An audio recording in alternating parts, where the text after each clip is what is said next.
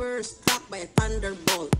All of a sudden, the prosecution stood up and said, "We have 8 articles of impeachment, but we are no longer presenting or withdrawing at least 5 of those articles, leaving us with only 3 articles of impeachment." In my entire career as an RTC judge of Quezon City, I have never seen a lawyer in a civil case, which is in this instance parallel to the impeachment trial, withdraw any cause of action that he told the court he would present evidence on. That has never been done.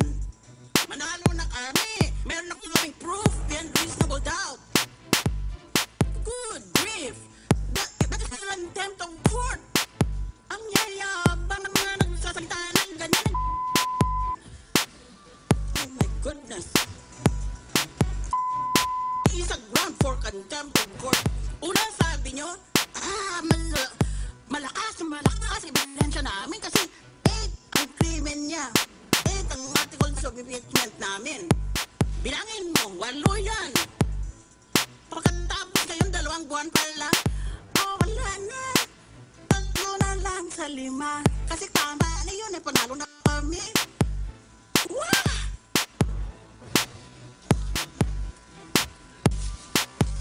I request the Secretariat should record in our journal that I said, "Wah!" Bumubula na sa galit ang bibig ni Senadora Miriam Defensor Santiago sa simula pa lang ng Day 26 ng impeachment trial ni Chief Justice Renato Corona. Hindi raw kasi anya tama nang basta-basta na lang bawiin ng prosekusyon ang 5 sa 8 original na articles of impeachment. Referring to the prosecution as baka naman po pwedeng matanggal yun dahil baka hindi naman po maganda sa posterity natin na nababasa po yun na natawag po kami na No objection, Mr. President. Strike the term "ga"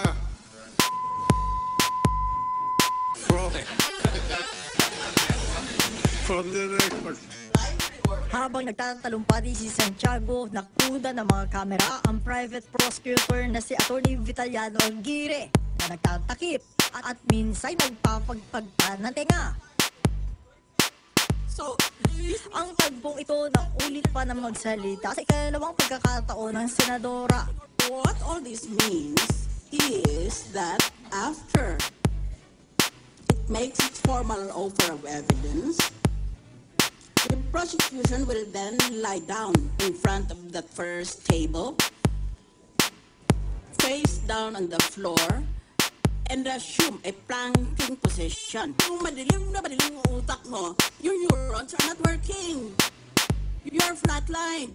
Meaning to say, di ba, kung buhay pang pasyente, naka-jump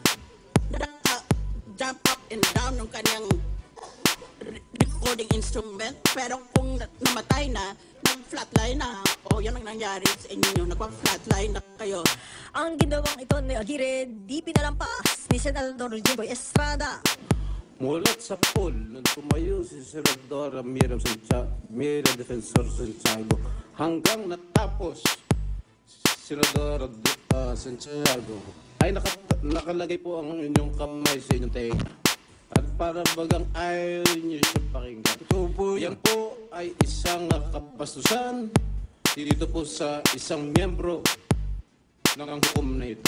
Alam po, totoo po yun. Sapagkat nasasaktan na yung tainga ko. I charge this private prosecutor with complaint of this impeachment court. I have the evidence right here, taken in a video by Senator Alan Cayetano. And to say, nasasaktan ng tenga ko should have been cause for you to walk out of this courtroom with permission of the court. But you cannot make those contemptuous gestures in front of a judge and get away with it. Kasi salungat sa gusto mo, kaya ayaw mo pakinggan. Kung ayaw mo pakinggan, di umalis ka sa korte. Aalis na nga po sana ako kaya lang... Granted! If that isn't the form of motion, go ahead! Nangahamon ka! Aalis na po. Hindi ako nakaupo eh! Gaganyan ka sa akin? I suggest that And it's on video. Kung nakasakit po yung isang aktosyon ko po. I really did it purposely. Because ito naman po na talagang shrill ang voice na nasasaktan ng tainga ko eh. Ang pinaka-importante po sa isang tao ay respeto. Ang nagdidiman, kung nagdidiman ka ng respeto, dapat respetuhin mo din itong mga Mr. bukadong ito. Habang sapagkat yung human dignity, wala pong kasing, wala pong Now is that tricky. Trial suspended for several minutes. Isipan muna natin ito because we're talking about the entire nation. This is not a question of pataasan ng ihi. This is not a question of pataasan ng ihi.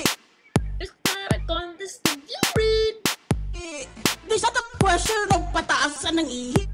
Is that a contest of you read? I repeat, what on earth were you thinking?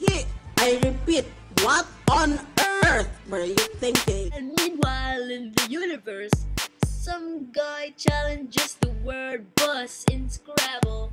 Bus, bus, bus. Isip-isip naman kayo, nakaka-insulto. You're an insult to the intelligence of educated Filipino. What did you say? You're an insult to the intelligence of educated Filipino. What? Isip-isip naman kayo, nakaka-insulto. You're an insult to the intelligence of educated Filipino. What? Isip-isip naman kayo, nakaka-insulto. You're an insult to the intelligence of educated Filipino. Yes, of course.